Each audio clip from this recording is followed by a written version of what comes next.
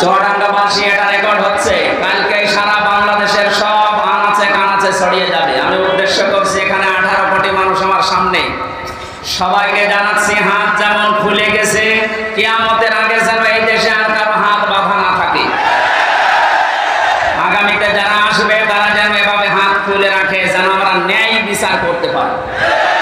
আর ন্যায় বিচারের জন্য এটা লাগবে, অমান হাকামা বিহি আদালা, যারা কোরআন দিয়ে বিচার করে এরা ন্যায় বিচার কায়েম করতে পারে। 53টা বছর পার হয়ে গেল, বহু বিষয় আমরা দেখেছি। আমি না দেখলেও আমার বাবা শরীফুর রহমান, শরীফুজ্জামান ভাই সহ যারা আছে, আমার তো 32 বছর, ওনারা তো অনেক বেশি, ওনারা দেখেছে বাবা চালিয়েছিল এ দেশ কেমন লাগে দেখতে, দুর্ভিক্ষে মানুষ মারা গেছে। আজকে বাংলাদেশের মুক্তিযোদ্ধার একজন কমান্ডার উনি ঘোষণা দিয়েছেন, বঙ্গবন্ধু যার নাম আমরা শুনি উনি মুক্তিযুদ্ধ করেননি। যে চেতনা নিয়ে এই 16 বছর আপনি অত্যাচার করলেন ইসলামপন্থী এবং জাতীয়তাবাদ মানুষের উপরে, এই চেতনাটা সামনে নিয়ে এখন শুনছে সে নাকি মুক্তিযুদ্ধ এটা ছিল। এবার এখন ওনার বক্তব্যটা আমি এখনো সত্যতা প্রমাণ পাইনি। যদি সত্য হয় এতদিন তাহলে মিথ্যাচার করে জাতিকে আপনি যা করলেন কি জবাব দেবেন বলেন তো? জাতি তো এখন সব জেনে ফেলেছে, কথা বলেন না কেন?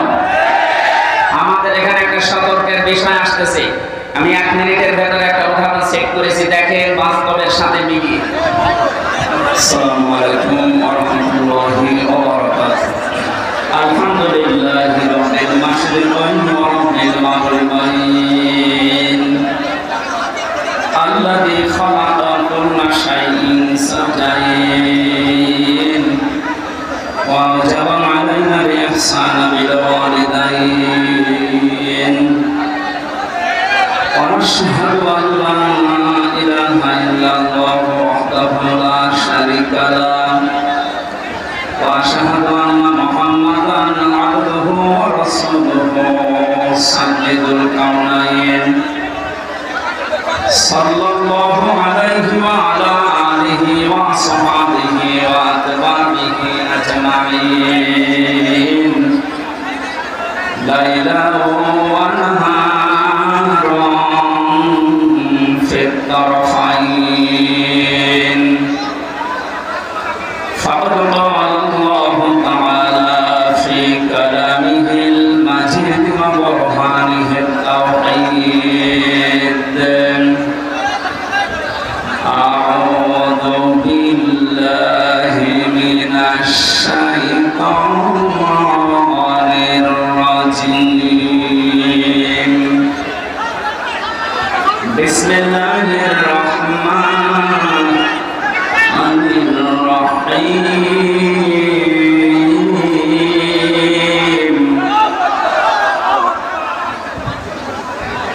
ওয়া ইন্না জাহান্নামা লামাউইদুহুম আজমাইন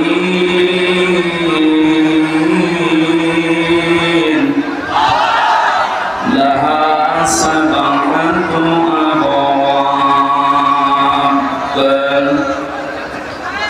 লিকুল্লি বাবিন মিনহুম জুজউম মাকসুম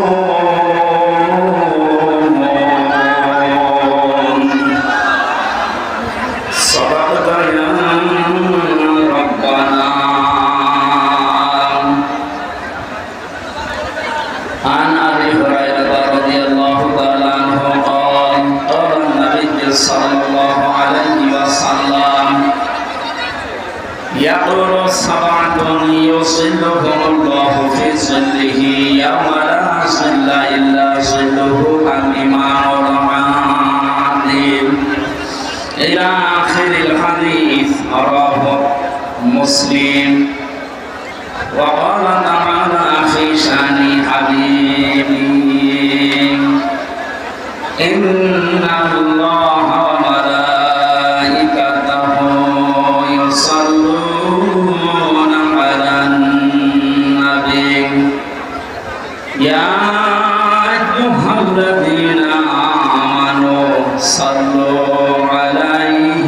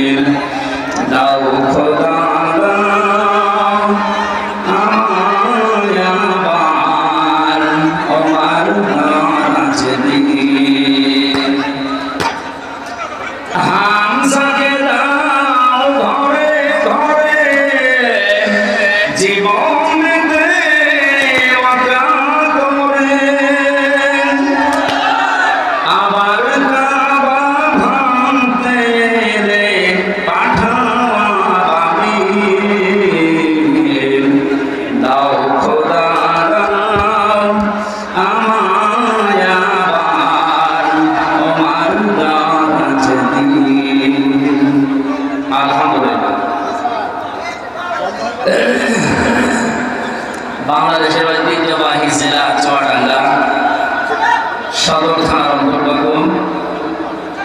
আশরাফুল উলুম বালক বালিকা কওমি মাদ্রাসা গরুখালী ১৬তম বাৎসরিক মহাবিশ্বের মহাবিশ্বর আমাদের মালিকের মুখের পবিত্র বাণী কোরআন কারীমের এই পবিত্র অনুষ্ঠানের সম্মানিত সভাপতি হাজিউল হারামাইন অত্র মাদ্রাসার সম্মানিত সভাপতি আলহাজ মোহাম্মদ শরীফুল ইসলাম দামাত বারকাতুহুল আলিয়া, মাহফিলের প্রধান অতিথি শাইখুল মাশায়েখ, সদস্য সচিব জেলা বিএনপি চুয়াডাঙ্গা, বিশিষ্ট রাজনীতিবিদ মুসলিম জননেতা জনাব মোহাম্মদ শরীফুজ্জামান শরীফ, হায়াতে তাজ্জেবা সিহাতে কুল্লিয়া কামনা করছি, বলেন আমিন। মঞ্চে বসা আছেন বাংলাদেশ জামাতে ইসলামী চুয়াডাঙ্গা জেলা শাখার শ্রদ্ধাভাজন আমির, বিশিষ্ট রাজনীতিবিদ অ্যাডভোকেট মোহাম্মদ রুহুল আমিন দামাত বারকাতুহুল আলিয়া।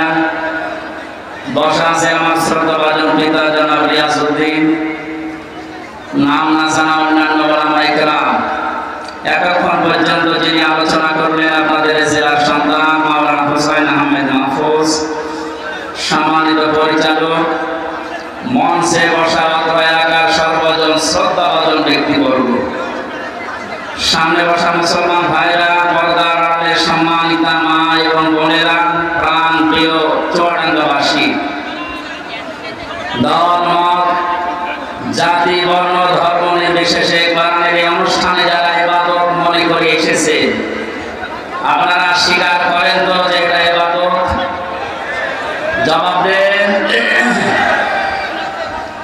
ইবাদত যেভাবে করা লাগে ঘন্টা খানিক ওইভাবে থাকে, কষ্ট হচ্ছে আমরা দেখতে পাচ্ছি। যে ইবাদতে কষ্ট বেশি হয় ওই ইবাদতে সওয়াব বেশি হয়। আজকের এই প্রচন্ড গরমে ঠাসাঠাসি করে জায়গা পাচ্ছে না, অনেকে বসতে দাঁড়িয়ে আছে, আপনার ডবল সওয়াব হবে যদি কষ্ট স্বীকার করে ধৈর্য ধারণ করে। আমি আহ্বান জানাবো আপনি একটা ঘন্টা একটু কষ্ট করে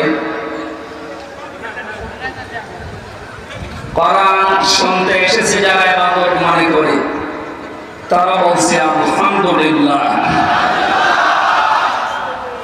আল্লাহ পাক বলেন লাইন শাকারতুম লাযিদান্নাকুম ওয়া লাইন কাফারতুম ইন্না আযাবি লাশাদীদ। সূরা ইব্রাহিমের 9 নম্বর 7 নম্বর আয়াতে আল্লাহ জানিয়েছেন, যদি আমার নিয়ামতের শুকরিয়া আদায় করো লাযিদান্নাকুম লামে তাকিদ নুনে সাকিলা। আল্লাহ পাক গ্যারান্টি দিচ্ছেন এই গণিত বিক্রি করে দেব। যদি না শুকরিয়া করো, গুরুত্ব না দাও, দাম দিতে না চাও, নাফরমানি করো, নিয়ামত কেড়ে নেব এবং আযাবের ভেতরে ফেলে দেব। চুয়াডাঙ্গাবাসী, আমি কিন্তু গতানুগতিক কথা বলি না, যা বলি ওখান থেকে বাস্তব শিক্ষা বের করার চেষ্টা চালাই। একটু খেয়াল করে শোনা লাগবে।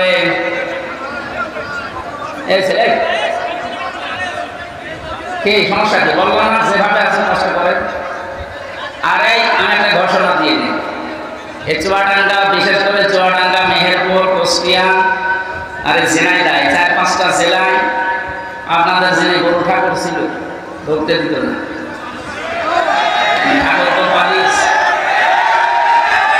যাই হোক, এখন যেহেতু আল্লাহ উন্মুক্ত পরিবেশে আমাদেরকে নিয়ে এসেছেন, আপনারা যে বারবার মাওলানা হোসাইনকে জোর করেন যে এই গ্রামে দেন মাহফিল, ওই গ্রামে, দেখছেন না কি অবস্থা? আপনি যেখানে মাহফিল দেন এরকম ধরার জায়গা আছে ওখানে, এই জন্য বিরক্ত করবেন না। এই চুয়াডাঙ্গা জেলায় আমি 3টা অনুষ্ঠান অলরেডি দিয়েছি। সরোজগঞ্জ বাজারে একটা, দর্শন মাদ্রাসায় একটা, আর এই যে এটা। আশা করছি এবছর যেহেতু আর ডেট পাওয়া যাচ্ছে না, খালি অনেক, সারা বাংলাদেশে 64 জেলায় 2-3টা করি, তেমন ডেট থাকে। জীবননগর পাইলট স্কুলে একটা এখনো নেয়নি, ওটা নেব ইনশাআল্লাহ। এই জন্য আর বিরক্ত করবেন, আপনারা এত কষ্ট করে বসে আছেন, আমাদের তো বিবেকে কেমন লাগছে যে আমি চেয়ারে আছি আর আপনারা জায়গাও পাচ্ছেন না, অনেকে এই গরমের ভেতরে দাঁড়িয়ে আছে। এই জন্য কমপক্ষে 1.5 থেকে 2 লক্ষ মানুষ ধরবে এরকম মাঠ ছাড়া দাওয়াত নিয়েন না, কষ্ট হবে। মানুষকে কষ্ট দেওয়া হারাম, হারাম কাজটা আশা করছি সামনে করবেন না। আমি গতানুগতিক কথা বলি না, আপনারা জানেন। আমি যা বলছি দেখেন এখান থেকে কি শিক্ষা নিয়ে আসি বাস্তবের সাথে। আল্লাহ তাআলা নিয়ামতের শুকরিয়া আদায়ের কথা জানিয়েছেন। শুকরিয়া আদায় মানে আমরা বাংলাদেশ, ভারত, পাকিস্তান, এই সমস্ত দেশের মানুষগুলো বিশেষ করে বুঝিয়ে যে একেবারে টুটি পর্যন্ত খেয়ে একটা ঢেকর তুলে আলহামদুলিল্লাহ বললে শুকরিয়া আদায় হয়ে গেল, নাকি? এই সমস্যা নাই, এর কোনো সমস্যা না। মাদ্রাসার মহাটা একটু অসুস্থ, ঠিক আছে, ওইটা সমস্যা না।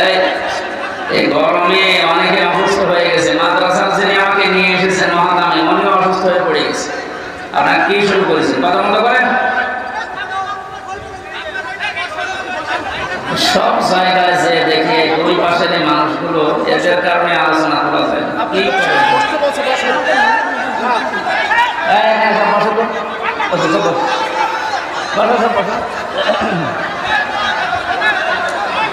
এখানে সব বসো, কেউ থাকবেন, বসো বসো বসো।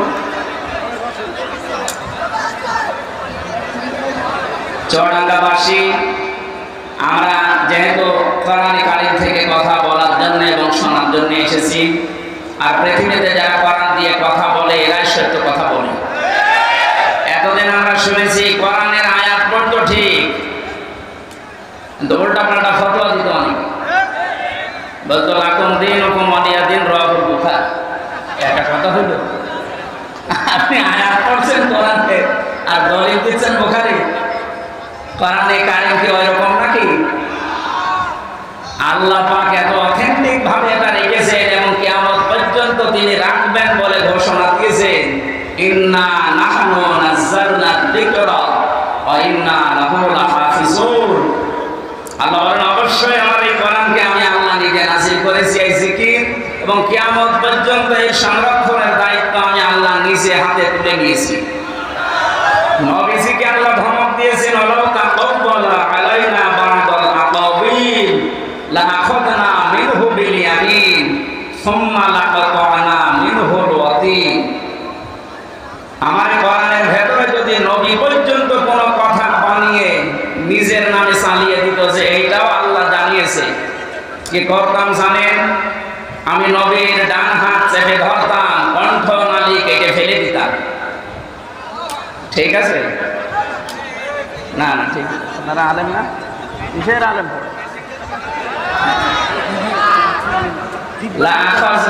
আমি বললাম যে আল্লাহ পাক নবীজির হাত চেপে ধরতেন না, আল্লাহ নিজের হাত দিয়ে ধরতেন। যেখানে নবীর হাত ধরতেন না, আল্লাহ নিজে ধরতেন তার হাত দিয়ে। মিনহু বিল ইয়ামিন, বাম হাতের কথা দিলেন না কেন, ডান হাতের কথা দিলেন কেন? আল্লাহর বাম হাতে শক্তি কম নাকি? আর বাম হাতের থাপ্পড় খেয়েছে।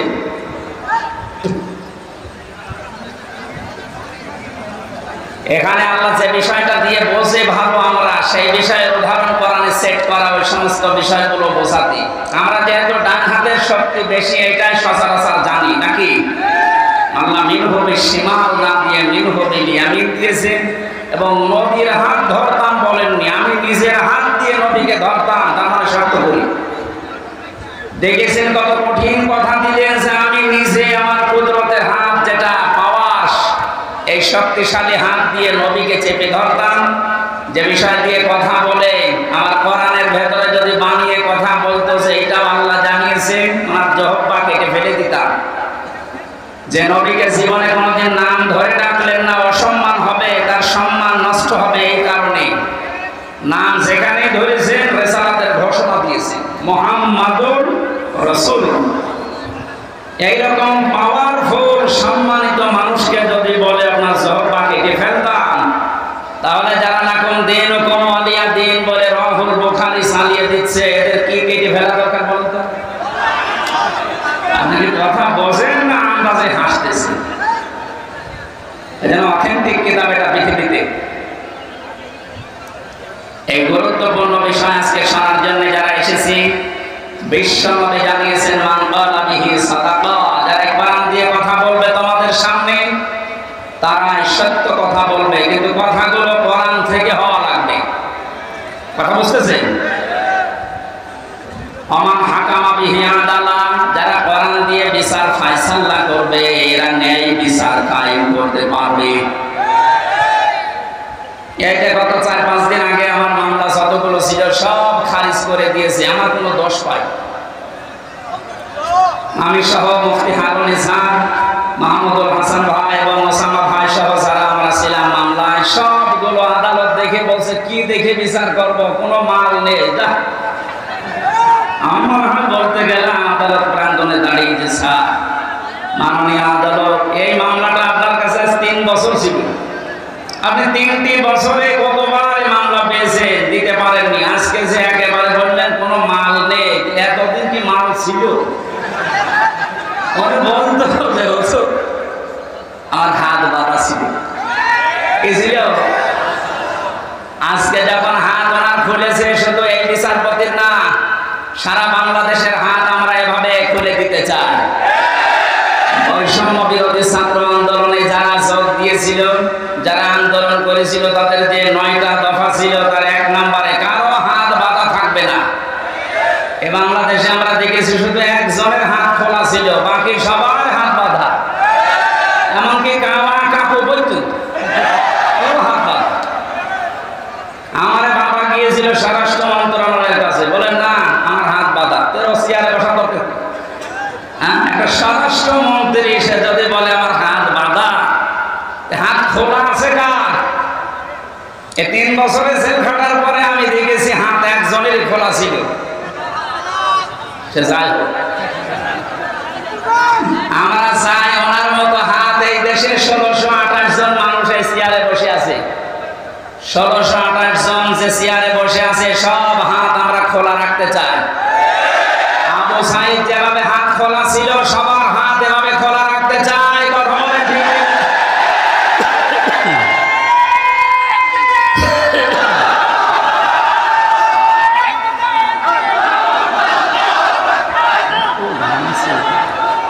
গরমে হয় না, এই মাহফিল করে শীতের সময় দেওয়া।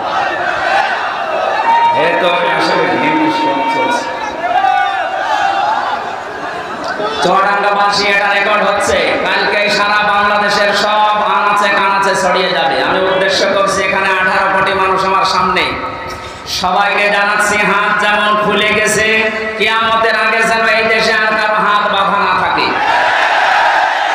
আগামীতে যারা আসবে তারা যেন এভাবে হাত খুলে রাখে, যেন আমরা ন্যায় বিচার করতে পারি। আর ন্যায় বিচারের জন্য এটা লাগবে। আমান হাকামা বিহি আদালা, যারা কোরআন দিয়ে বিচার করে, এরা ন্যায় বিচার কায়েম করতে পারে।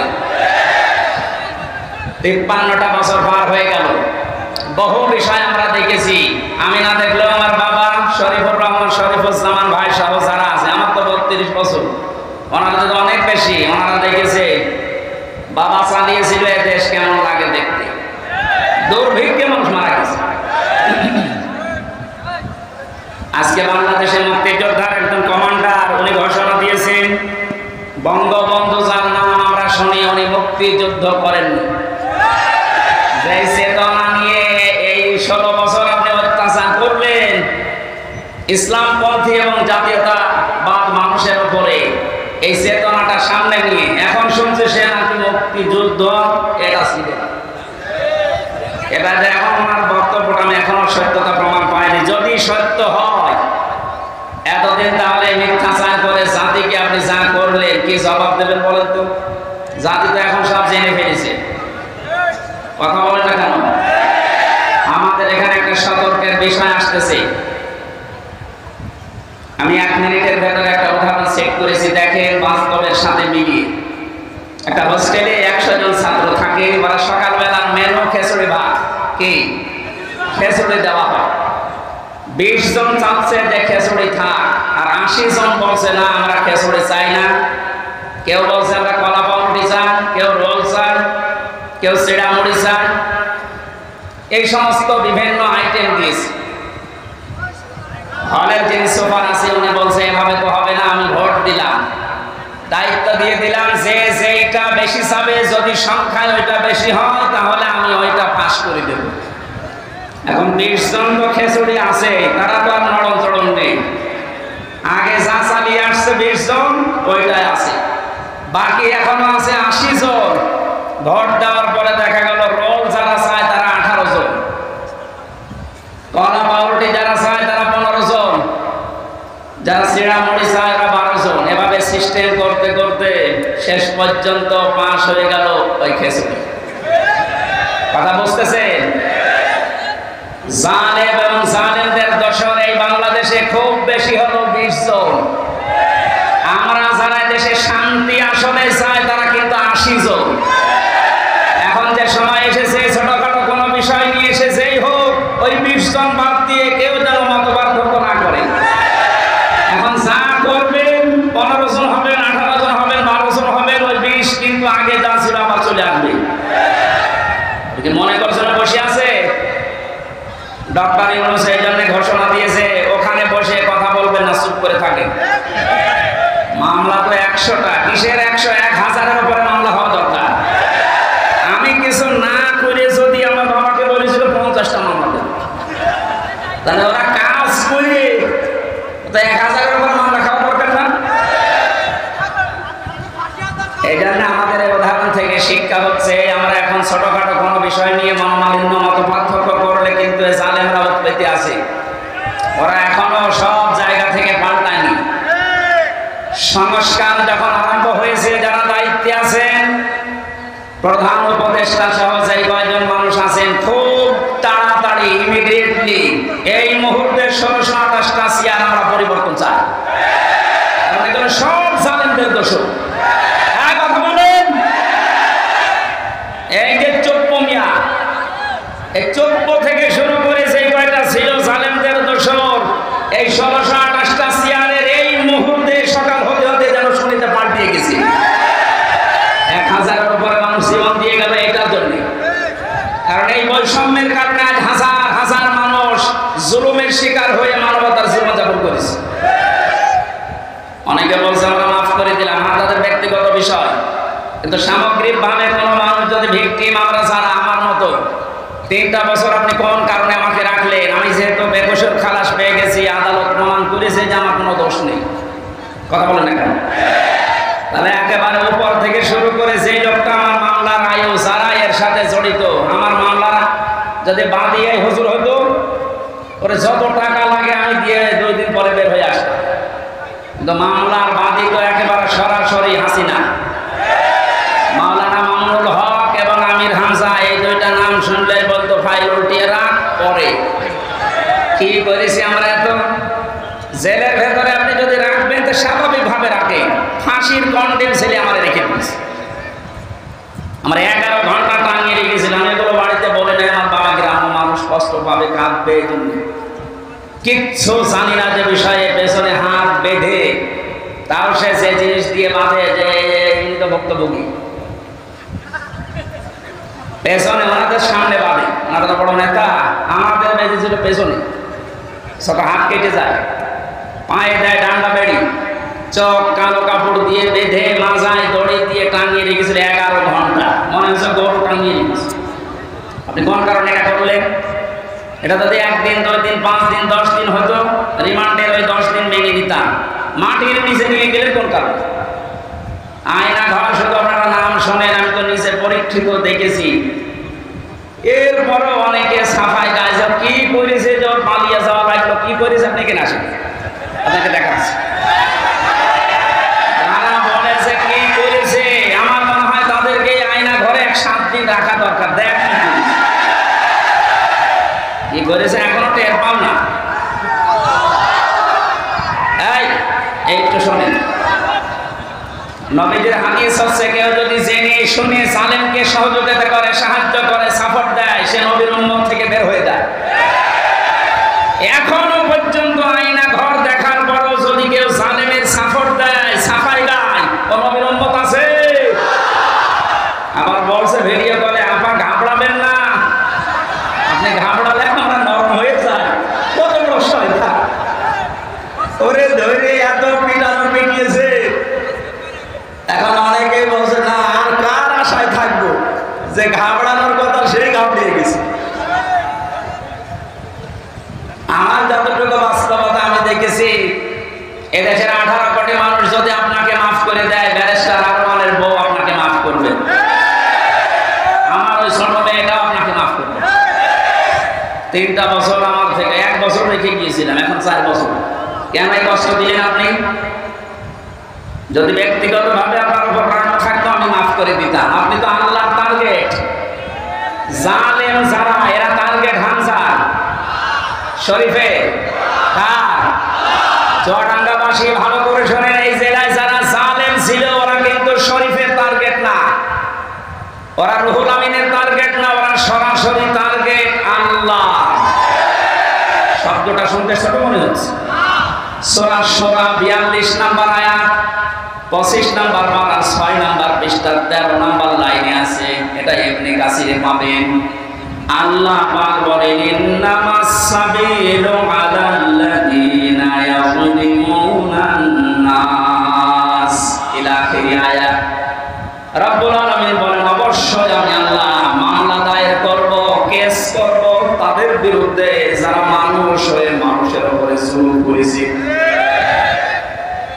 জুলুমের সীমা ছাড়িয়ে গেলে, দেওয়ালে যদি একেবারে পিঠ থেকে যায়, তখন মানুষ আর সহ্য করতে না পেরে কাজ করে।